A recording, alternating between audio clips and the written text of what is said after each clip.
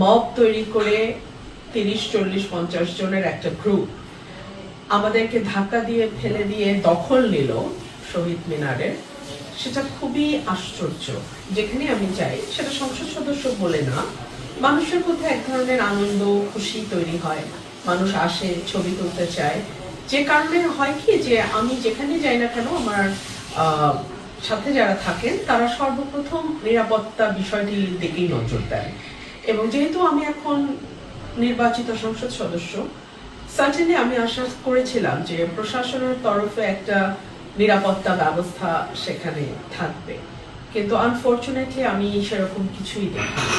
এবং যেভাবে মব তৈরি করে ৩০, ৪০, ৫০ জনের একটা গ্রুপ আমাদেরকে ধাক্কা দিয়ে ফেলে দিয়ে দখল নিল শহীদ মিনারের, সেটা খুবই আশ্চর্য। দেখুন, আমার সঙ্গে সেই সময় প্রায় ৫০০-৬০০ লোক উপস্থিত।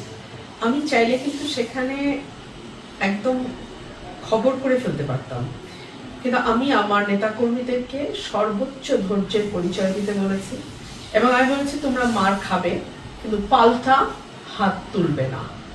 আমার একদম খুব স্ট্রিক্ট নির্দেশনা ছিল যেন কেউ পাল্টা কোনো আঘাত না করে। এবং সে কারণেই কিন্তু আপনারা দেখেছেন আমার একজন কর্মী খুব বাজেভাবে আহত হয়েছে, একজন সাংবাদিক ভাই এটিএন নিউজের তিনি আহত হয়েছেন, কিন্তু আমরা কিন্তু প্রত্যাঘাত করিনি, পাল্টা আঘাত করিনি।